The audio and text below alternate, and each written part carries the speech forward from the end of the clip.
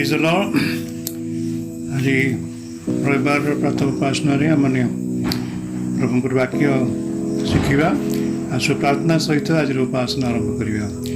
ସର୍ବସ୍ମିତ ପ୍ରାର୍ଥନା କରୁଛୁ, ପ୍ରଭୁ ତୁମ ବାକ୍ୟ ମଧ୍ୟକୁ ଯିବା ପାଇଁ ଚାହୁଁଛୁ। ପ୍ରଭୁ ପବିତ୍ର ଆତ୍ମାକୁ ଚାଳନା ଦିଅ, ଯେପରି ସେଇ ବାକ୍ୟରୁ ଆମେ ତୁମର ଇଚ୍ଛା ଜାଣିବା ଏବଂ ତାକୁ ପାଳନ କରିବା।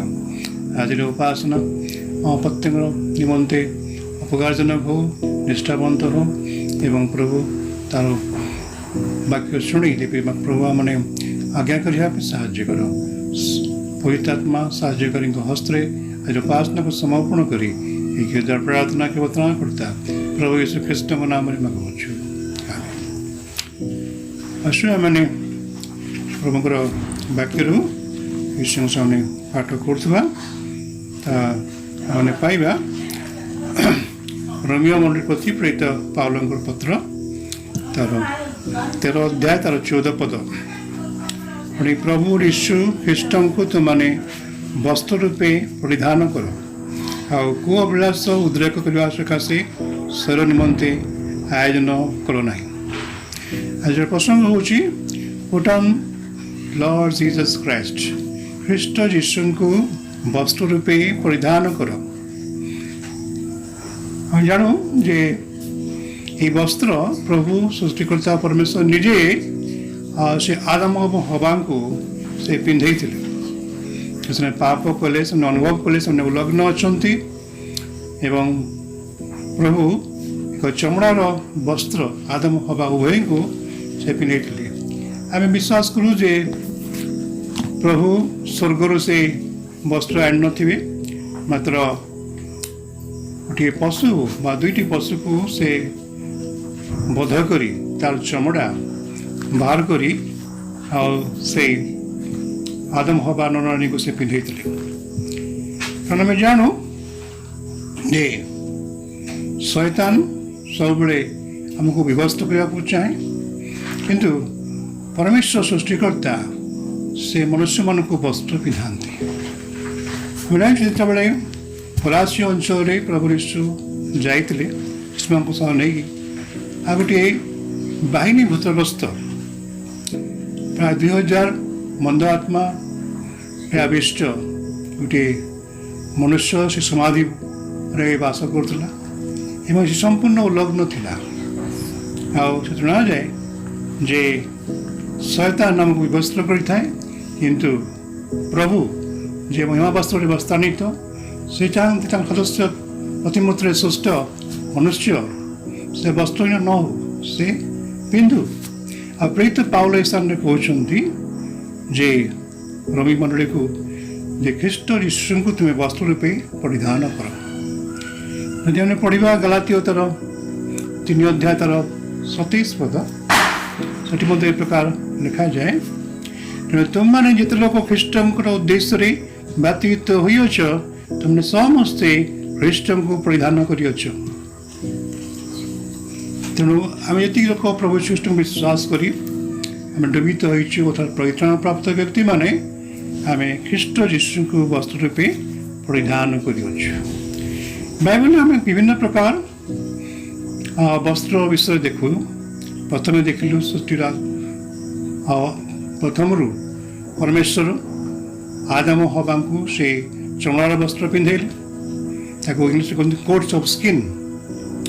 ଆଉ ଯେଉଁ ବସ୍ତ୍ର ପିନ୍ଧିବା ପାଇଁ ତାଙ୍କୁ ଦୁଇଟି ପଶୁକୁ ବଳି କରିବା ପାଇଁ ହେଲା, ସେମିତି ଖ୍ରୀଷ୍ଟ ଯୀଶୁ ମଧ୍ୟ ସେ ବଳୀକୃତ ହେଲେ, ଯେପରି ଆମମାନେ ବସ୍ତ୍ରାନ୍ୱିତ ହେବୁ।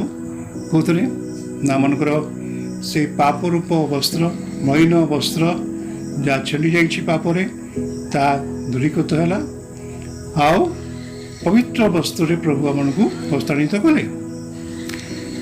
ଆମେ ଦେଖୁଛୁ ଯେ ବାଇବେଲରେ ଅନେକ ପ୍ରକାର ବସ୍ତ୍ର ଅଛି। ପ୍ରଥମ ଅଛି ଗାର୍ମେଣ୍ଟ ଅଫ୍ ଦ ପ୍ରିଷ୍ଟ।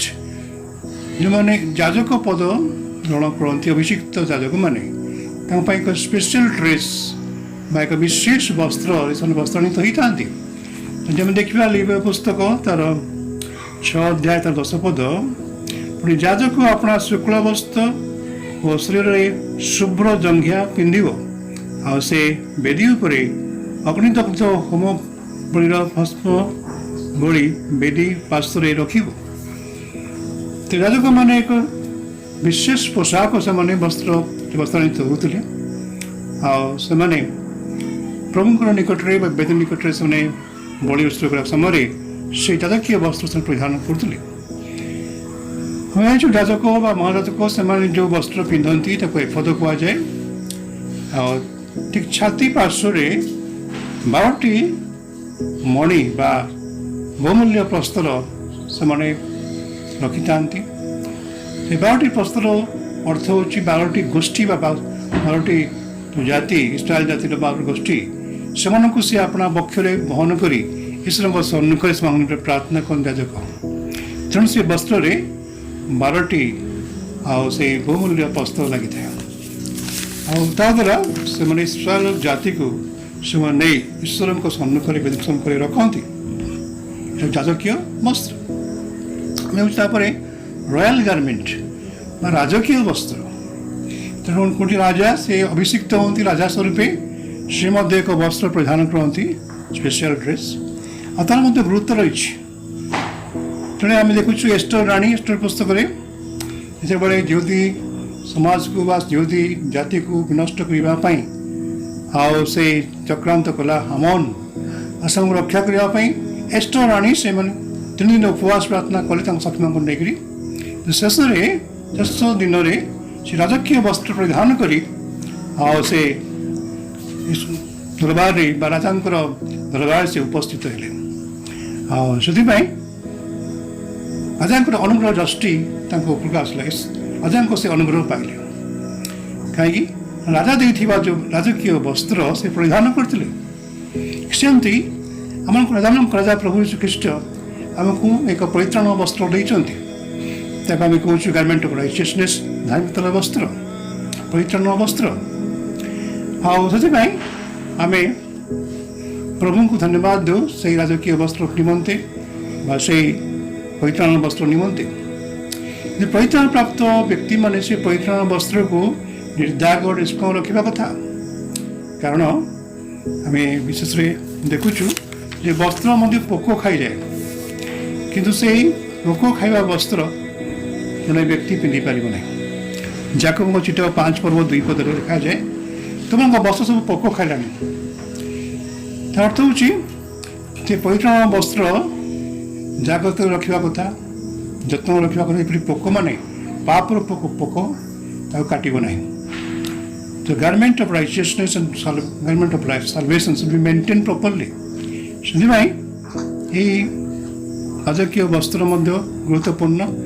ଆଉ ଯେଉଁ ସକାଶେ ଏଷ୍ଟର ରାଣୀ ତା ପିନ୍ଧିବା ସକାଶେ ଆଉ ସେ ଅନୁଗ୍ରହ ଦୃଷ୍ଟି ପାଇଲେ, ଅନୁଗ୍ରହ ପାଇଲେ ଏବଂ ଯେହେତୁ ଜାତିକୁ ସେ ବଞ୍ଚେଇ ପାରିଲେ। ସେଥିପାଇଁ ଆମେ ଦେଖୁଛୁ ଯେତେବେଳେ ଅପୟୀ ପୁତ୍ର ସେ ଅନୁତାପ କରି ଫେରି ଆସିଲା ଆପଣ ବାପାଙ୍କ ନିକଟକୁ, ବାପା ତାକୁ କ୍ଷମା କଲେ ଏବଂ ତାର ମଳିନ ବସ୍ତ୍ର ଟର୍ନ ଆଉଟ୍ ଗାର୍ମେଣ୍ଟ ତାକୁ କାଢ଼ିଦେଲେ, ନୂତନ ଏକ ଉତ୍ତମ ଭଲ ଲୁଗା ତାକୁ ପିନ୍ଧିବା ପାଇଁ ଦେଲେ। ଏକ ପରିବର୍ତ୍ତିତ ବ୍ୟକ୍ତି ବା ଅନୁତପ୍ତ ହୃଦୟ ସେମାନେ ଏକ ଉତ୍ତମ ବସ୍ତ୍ର ପରିଧାନ କରନ୍ତି। ସେ ହେଉଛନ୍ତି ଖ୍ରୀଷ୍ଟ ରୂପ ବସ୍ତ୍ର। ଖ୍ରୀଷ୍ଟଙ୍କ ବ୍ୟକ୍ତିତ୍ୱକୁ, ଖ୍ରୀଷ୍ଟଙ୍କ ଚରିତ୍ରକୁ, ଖ୍ରୀଷ୍ଟଙ୍କ ସ୍ୱଭାବକୁ, ଖ୍ରୀଷ୍ଟଙ୍କ ଗୁଣକୁ ଆଉ ସେ ବହନ କରନ୍ତି। ଯେଉଁମାନେ ଏକ ପରିତ୍ରାଣ ପ୍ରାପ୍ତ ବିଶ୍ୱାସୀକୁ ଦେଖନ୍ତି, ଖ୍ରୀଷ୍ଟ ବିଶ୍ୱାସିନୀକୁ ଦେଖନ୍ତି, ସେମାନେ ଖ୍ରୀଷ୍ଟ ଯୀଶୁଙ୍କର ବ୍ୟକ୍ତିତ୍ୱକୁ ଦେଖନ୍ତି, ତାଙ୍କୁ ଦେଖନ୍ତି, ତାଙ୍କ ଗୁଣ ଦେଖନ୍ତି। ସେଥିପାଇଁ ପ୍ରେରିତ ପାଉଲ କହୁଛନ୍ତି, ଯେ ପର୍ଯ୍ୟନ୍ତ ପ୍ରଭୁ ଶ୍ରୀଖ୍ରୀଷ୍ଟ ତମ ମଧ୍ୟରେ ମୂର୍ତ୍ତିମାନ ନ ହୋଇଛନ୍ତି ସେ ପର୍ଯ୍ୟନ୍ତ ମୋ ପଶବେଦନାରେ ଆମେ ବ୍ୟଥିତ ହେଉଛୁ। ସେଥିପାଇଁ ପ୍ରଭୁ ଯୀଶୁ ଆମକୁ କଭର କରିବା, ଘୋଡ଼େଇ କରି ରଖନ୍ତି। ଆଉ ସେଠି ସେ ଗାର୍ମେଣ୍ଟ ଅଫ୍ ସାଲଭେସନ୍। ଆମେ ଜାଣିଛୁ ମନୁଷ୍ୟ ପାପ କରି ସେ ଈଶ୍ୱରଙ୍କ ମହିମାରୁ ସେ ଗୁଣା ପଡ଼ିଲା। ସେଥିପାଇଁ ସେ ନିଜକୁ ଉଲ୍ଲଗ୍ନ ମନେ କଲା ଆଉ ଚେଷ୍ଟା କରିଥିଲା ଡେଙ୍ଗୁରି ପତ୍ର ସିଲେଇ କରି ବସ୍ତ୍ର ରୂପରେ, ତଥାପି ସେ ଈଶ୍ୱରଙ୍କ ସମ୍ମୁଖକୁ ଆସିପାରିଲା ନାହିଁ। ସେମିତି ମନୁଷ୍ୟ ସୃଷ୍ଟି କରିଥିବା ଅନେକ ଧର୍ମର ଯେଉଁ ବସ୍ତ୍ର ତାକୁ ନେଇକରି ଆମେ ଈଶ୍ୱରଙ୍କ ସମ୍ମୁଖକୁ ଆସିପାରୁନୁ। ସେଥିପାଇଁ ପ୍ରଭୁ ନିଜେ ଆଉ 2ଟି ପଶୁକୁ ବଳି କରି ବା ବଧ କରି ସେ ଚମଡ଼ା ବସ୍ତ୍ର ପିନ୍ଧିଥିଲେ, ବସ୍ତ୍ରାନ୍ୱିତ କରିଥିଲେ। ଆଉ ଯେଉଁମାନେ ସେ ବସ୍ତ୍ର को मेंटेन करती ना वस्त्रहीन हमें अवस्था भयंकर हुए। हम जान समाचार लिखा जाए गोटे बहुत भोजी गोटे निमंत्रित व्यक्ति भोजन बसते कि शरीर में विवाह वस्त्र नाला आ भोजकर्ता आसिले ये लोक को बांधिक तुम्हें जो जंतर किड़ीमिड़ी अर्थात नरक पकई दियो। तेणु यीशुଙ୍କର जो विवाह हम विवाह भोजरे बसवाई गोटे योग्यता हूँ आम से विवाह वस्त्र यीशु देथिबा वस्त्र राजकीय वस्त्र परित्राण वस्त्र से गौरवजनक वस्त्र द गारमेंट ऑफ ग्लोरी जो आम हरइबा तेबे आम निश्चय प्रभु को से महान भोजरे जोग दे पारिबा नै। से जो गारमेंट ऑफ साल्वेशन हमको मेंटेन करने अच्छी हूँ कलसिया तो मन प्रति प्रेरित पालन को पत्र तार 3 अध्याय 14 पद the garment of charity Premiere वस्त्र बा से समस्त उत्तम गुण ख्रीष्ट जितला नम्र गुण से सब गुण को वस्त्र रूपे परिधान करने उचित। कलसी 3:10 एफएसी 4:20 लिखा पुट ऑन न्यू मैन तुम पुरातन स्वभाव को परित्याग करी पुरातन वस्त्र को परित्याग करी से एक नूतन स्वभाव विशिष्ट मनुष्य को परिधान कर।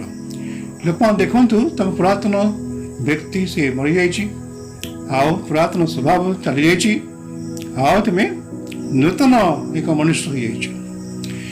जो साउल राजा से पवित्र आत्मारे आविष्ट हेले आओ से भविष्यवक्ता मानकर गाँव में रहिले जो मैंने भविष्यवाणी कहते देखा जाए ईश्वर आत्मा साउल राजा को भविष्य राजा को जो आक्रांत करते से परिवर्ते एक अन्य मनुष्य हो गले ही बिकेम अनदर मैन से जहाँ थे रहिले ना सेमती प्रभु श्रीकृष्ण को वस्त्र रूपे परिधान करती से मैंने जहाँ थे से पापी मनुष्य रहते ना से धार्मिक रूपे ग्रहित होती धार्मिकतार वस्त्र परिधान करती से जीवन में पाप देखा जाए ना ईश्वर को आज्ञा लंघन रूप पाप देखा जाए ना से ईश्वर को आज्ञाकारी होती यहाँ हूँ न्यू मैन बा नूतन स्वभाव विशिष्ट एक नूतन मनुष्य अनादर मैन से मनुष्य कि तार स्वभाव चरित्र तार गुण तार कथबार्ता चालीचलन सबकि परिवर्तन हो जाए तभी कहती जे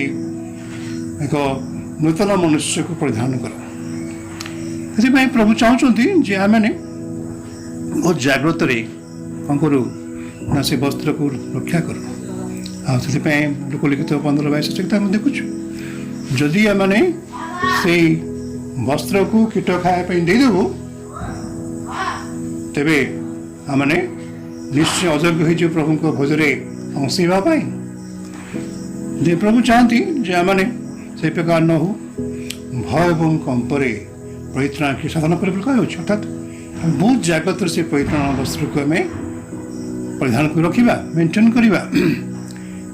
लिखुचु रॉयल गारमेंट राजकीय वस्त्र पुणी से नूतन स्वभाव विशिष्ट वस्त्र से गारमेंट ऑफ ग्लोरी मनुष्य जो पाप कर ईश्वर महाप्रभु वस्त्र को हरैला से आउ थे कौन कर ना लाभ कर यीशु विश्वास कर यीशु प्रार्थना कले जीवित सृष्टि आरंभ जो गौरव तुम्हारा थिला जपरी मो शिशु देखिपारे से प्रकार महिमा तुम्हें देखा दिए ये महिमान वस्त्र को मैंने बजाय रखा जो मैंने आपको देखते यीशु को महिमा यीशु गौरव से मध्य देखु यीशु नाम उच्चीकृत हो शैतान लज्जित हो शैतान योजना होची आम वस्त्र कौन कर वस्त्रहीन करदेव किंतु ईश्वर को आत्मा आमको से वस्त्र दिखती यीशु जो स्वभाव यीशु व्यक्तित्व को धारण करती जो मैंने आमको देखते आम वस्त्र को देखती जो मैंने आमको देखिए यीशु को देखिए आम मध्य यीशु प्रकाशित हे यीशु को विषय केवल 50 शुणे तार नुहे यीशु को स्वभाव यीशु जो चरित्र मैंने पाइबे यीशु किए चिन्ह पारे आम कथा द्वारा आमर जीवन प्रणाली द्वारा एक नूतन जीवन से मैंने लाभ करती से नूतन जीवन नूतन वस्त्र अर्थात से एक अनदर मैन एक अन्य लोक हो जाती आसु आम चिंता करवा आत्मपरीक्षा करवा प्रकृत में यीशु को विश्वास कर यीशु को ग्रहण करी परित्राण वस्त्र पाइचु से परित्राण वस्त्र को आम रक्षा कर वास्तविक आमर